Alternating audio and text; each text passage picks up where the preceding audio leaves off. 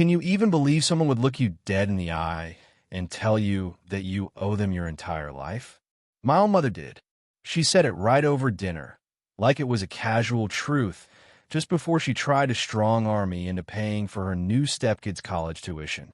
That's how I knew things had finally, irrevocably broken. Hey, I'm Maya. I'm 27, and my life has been a twisted version of a bad reality TV show lately.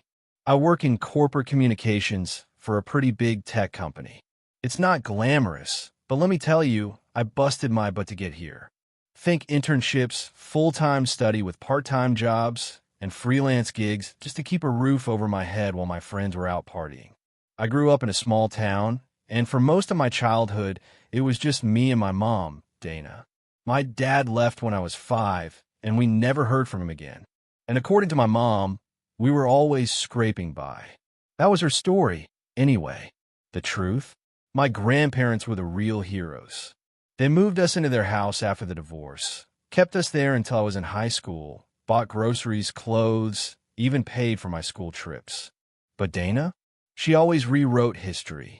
She was a struggling single mom who did it all alone, and I, her daughter, wouldn't understand how hard it was. That line became the soundtrack to my childhood, and honestly, it got old really fast. By the time I was a teenager, I realized she cared more about seeming like a victim than actually being one. So, when I got a scholarship to an out-of-state university, she didn't wish me well. She freaked out.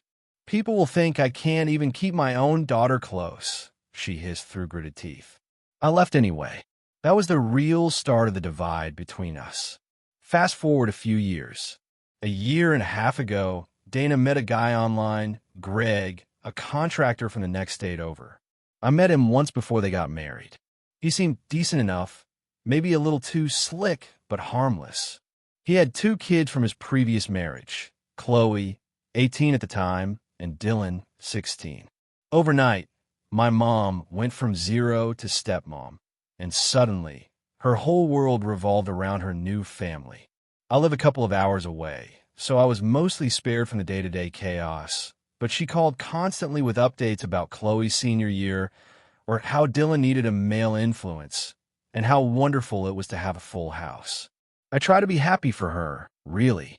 I even sent a gift when they bought a bigger home together, though I did notice only Greg's name was on the deed.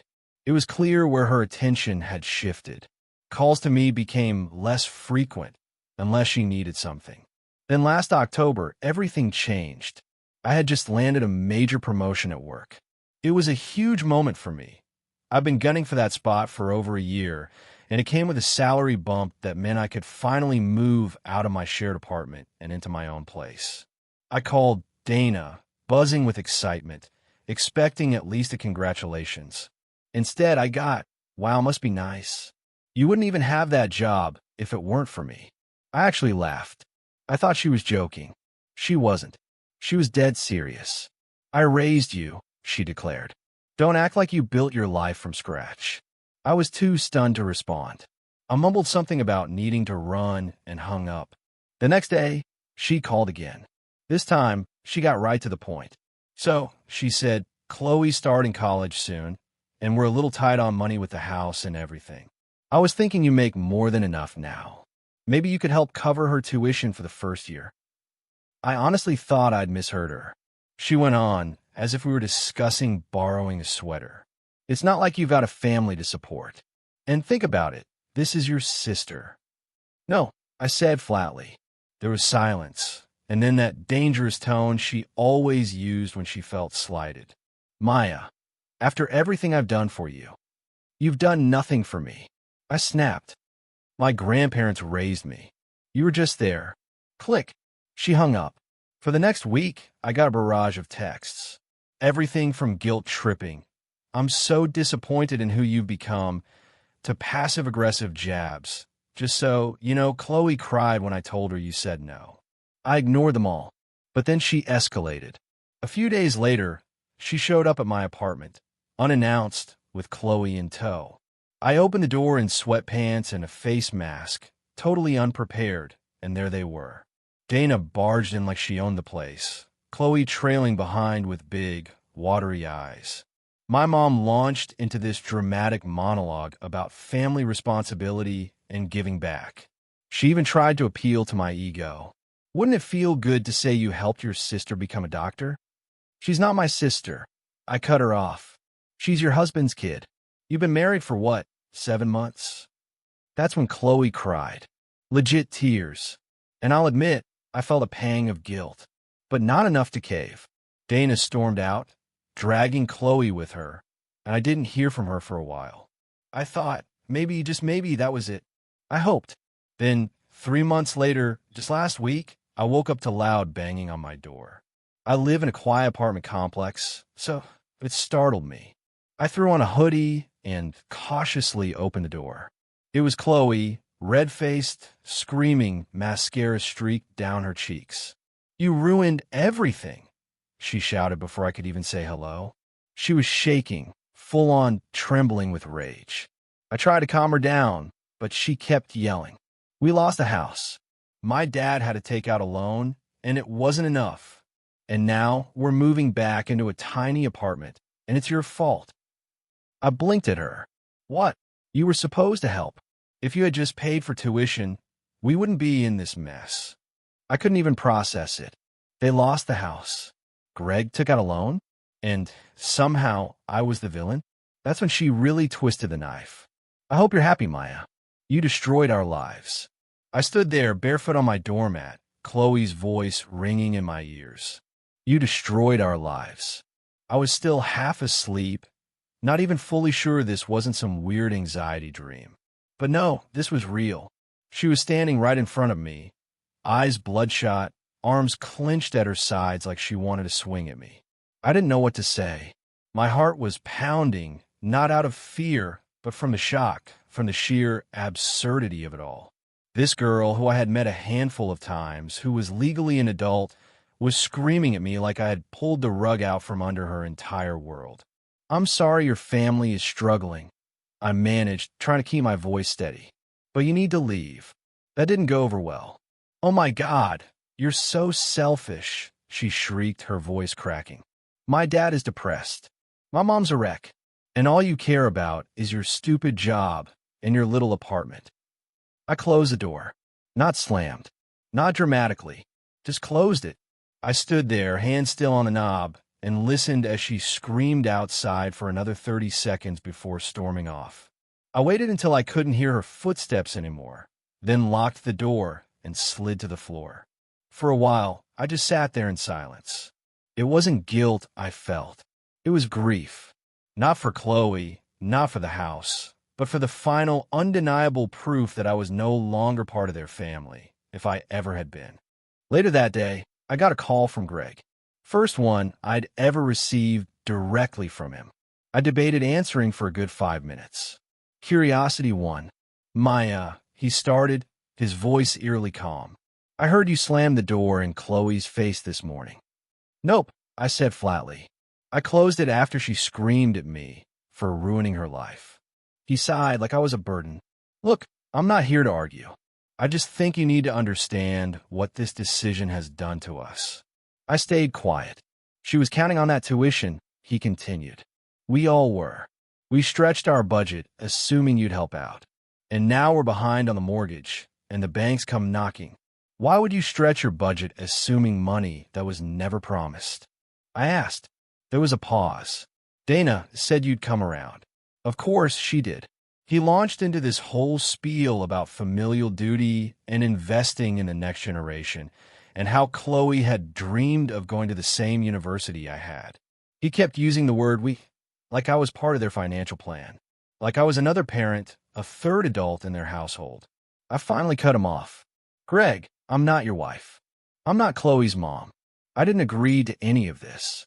I'm not responsible for decisions you and Dana made. I've been out here building my life on my own. You don't get to put your debts on me." He didn't argue. He just said, "You'll regret this," and hung up. That's when I knew things were going to get much, much worse. A week passed, then another. I thought maybe they'd finally backed off, but then weird things started happening. The leasing office at my apartment complex emailed me, saying someone had called pretending to be me asking about my rent and when it was due. The receptionist said the caller gave my full name and birth date, but couldn't answer the security question, so they didn't give anything out. But still, it rattled me. A few days later, I got a notification that someone had tried to reset the password to my student loan account. Then a credit card I hadn't used in over a year had a charge for $19.99 for a streaming service I didn't subscribe to. It was all small stuff, but it added up. Someone was trying to get into my personal information. I filed a police report, froze my credit, changed all my passwords. I didn't have hard proof it was them, but I knew it had Dana written all over it. Clumsy, reckless, entitled. I even texted her, "If you or anyone associated with you tries to access my accounts again, I will press charges." No response. Instead, a day later, I got an email from Chloe. A long one. It started sweet, said she understood that things had gotten out of hand, that she was emotional and shouldn't have come over. Then came the twist. She said she was writing a personal essay for a scholarship about family and perseverance, and wanted to include our complicated but inspiring relationship. She attached a draft. It was full of lies. She wrote about how I supported her dreams and paid her first semester tuition out of sisterly love, that I'd guided her through the college application process and even helped her pick out her dorm essentials. It read like a fictional memoir, like a fantasy version of the last year. She even called me her biggest role model. At the end, she added, "Please say it's okay for me to submit this. The deadline's soon, and it could really help my future." I stared at the email for a long time. Then I realized this wasn't an essay. It was bait. If I said yes, I'd be validating their story. If I said no, they'd say I was heartless all over again. Either way, they were rewriting history to make me the villain or the hero, whatever worked better for them at the time. And in that moment, something inside me hardened. This wasn't just a misunderstanding. This wasn't family tension. This was manipulation. This was a campaign. They weren't done with me, but they also didn't realize something about me. I keep everything. Every message, every receipt, every voicemail. And for the last several months, I'd been documenting all of it without even meaning to. And that's when the plan started to form. After reading Chloe's email, I didn't reply. I didn't yell. I didn't even warn her. I just sat there, feeling this eerie kind of calm settle over me. You know when something finally clicks? That moment when you stop second-guessing yourself? That was it for me. For months, I had questioned whether I was overreacting. I'd run the conversations back in my head. Was I too harsh? Should I have helped more? Did I owe Dana anything after all? But this email sealed it. I wasn't the problem. They were. So I did what I do best. I documented. I took screenshots of everything, from Dana's early texts trying to guilt trip me, to Greg's voicemail, to Chloe's scholarship essay. I backed up my voicemails, saved copies of my leasing office emails, and pulled my credit report for the past 2 months. I even started a spreadsheet to keep track of the timeline. Every single weird charge, shady message, and invasion of privacy went in there. But I wasn't doing this just to keep myself organized. I was planning something bigger, and I knew exactly where to start. Back when I first got hired at my company, they assigned a mentor to help me transition. Her name's Valerie, and she's not only insanely good at her job, she also loves a good revenge story. We'd stayed close over the years, meeting for coffee every few months. Valerie's the kind of person who knows a guy for anything. Lawyers, PR people, you name it. So, I sent her a text. Quick question. You still know that attorney who helped you with your mom's estate mess? Valerie texted back, "You okay?" I replied, "Not really. Can I call you?" We met for coffee the next morning. I laid it all out for her. The blackmail, the manipulation, the stalking, and now the fake essay. Valerie didn't even blink. She just sipped her espresso and said, "You want a cease and desist letter? Or, do you want to make this hurt?" That was the moment the story really started to turn. We worked together over the next few days. She introduced me to her attorney friend who helped me put together a formal letter to Dana and Greg outlining everything they'd done. The harassment, the identity theft attempts, the emotional distress, and the false statements. It was dry, legal, and terrifying in its tone. I didn't need it to do anything yet. I just needed them to know I had teeth. I emailed the letter to them. No subject line, no message, just the attachment. A few hours later, Dana called. I didn't answer. Then she texted, "You're taking this too far. This is family. We're going through a hard time, and this is how you treat us? You used to be so grateful. What happened to you?" I didn't respond. I just waited, and then things got very interesting. About 3 days after I sent the letter, I got a call from an unknown number. I let it go to voicemail, then listened. It was Chloe. Her voice was quiet, like she was trying not to be overheard. She said she was sorry, that things had gotten out of hand, that she didn't mean to scare me or cause trouble, and she was just so stressed out about school and money and life. But the part that caught my attention, "I didn't know my dad took out a loan in your name," she said, almost whispering. "I didn't even know until Mom told me after your email. I'm so sorry, Maya. I never wanted any of this to happen." My stomach dropped. A loan in my name? I immediately pulled up my credit report again. Nothing new showed up yet, but now I had confirmation that they were trying to commit fraud. And this wasn't just a theory anymore. Chloe had unknowingly admitted it on a voicemail. The next day, I called the lawyer Valerie had connected me with and explained everything. He advised me to go straight to the police with a voicemail and my documentation. And I did. I filed a full report, gave them every screenshot, email, bank notification, everything I had. The officer I spoke with was sympathetic but stern. "You're not the first person I've seen in this situation," he said. "Family can be the worst offenders because they think they're entitled to everything you have." Still, even as I took action, I couldn't stop thinking about Chloe's message. I wanted to believe she was just caught in the middle, manipulated by her parents, pushed into something she didn't fully understand. But there was a part of me, an ugly part one hated to acknowledge, that didn't trust her at all. Because even after everything, even after she found out about the loan, she didn't warn me. She didn't come clean. She just waited until I had already made a move. And that brings me to the real turning point. About a week after filing the report, I got an official notice in the mail, a subpoena. I wasn't being sued, but I was being called as a witness in a pending case involving suspected fraudulent financial activity. The investigation had moved quickly once I submitted the voicemail. They traced a few suspicious applications back to an IP address registered under Dana's home internet. I didn't have all the details yet, but I knew enough to understand what was coming. And then one morning before work, I saw it. An email from Chloe. Subject line, "Please don't let them take everything." I couldn't bring myself to open it. Not yet. Because the truth is, I don't know how this ends. I don't know if I want them to be punished, or if I just want them gone. I don't know if Chloe deserves a second chance, or if she was always just playing a part. I don't know what kind of daughter, sister, or stranger I'm supposed to be now. But I do know this. I'm done playing the villain in their story. They made me the bad guy. Now they're about to meet the real one. I opened Chloe's email that night. I waited until I was home, until I had changed into sweatpants, lit a candle, and braced myself. There was no way I was going to read this half-distracted between meetings or let it catch me off guard. The email was long, desperate, filled with phrases like, "I didn't know what they were doing, and I was scared," and "I thought maybe you wouldn't even notice."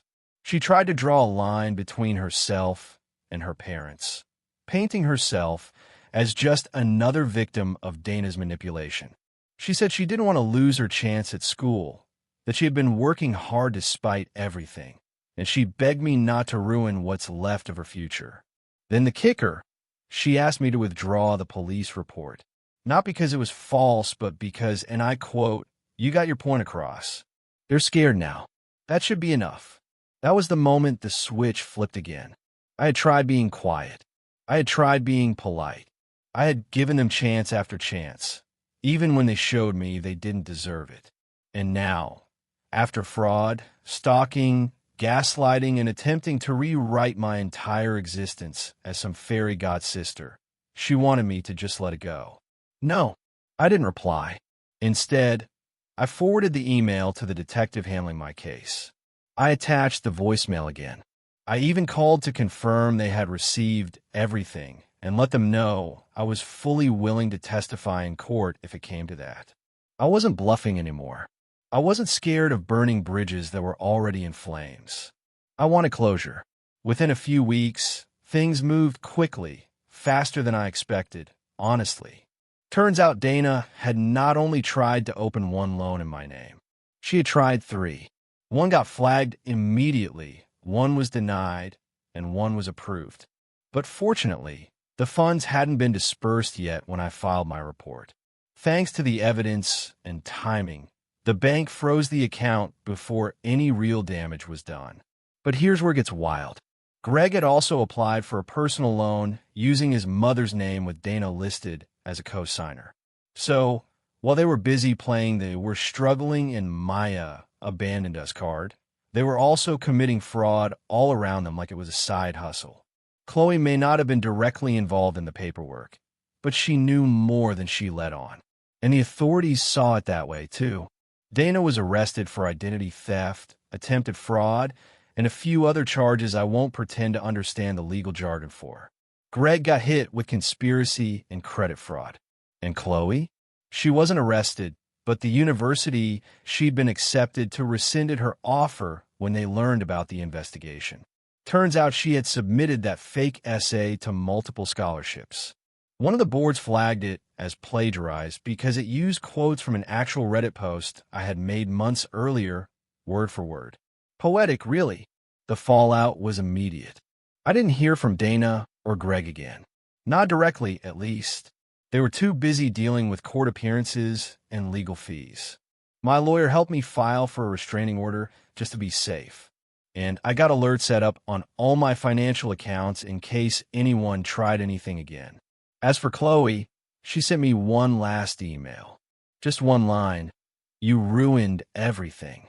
I didn't reply, because here's the truth, and I want this part to be absolutely clear. I didn't ruin anything. I protected myself. I set boundaries.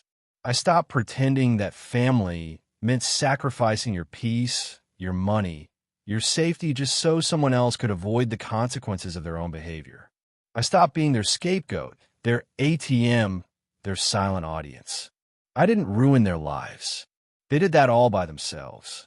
And when I walk into my new apartment now, the one I got with my money from my job after my hard work, I don't feel guilt. I feel peace. Because for the first time in my life, I chose me. I didn't look back.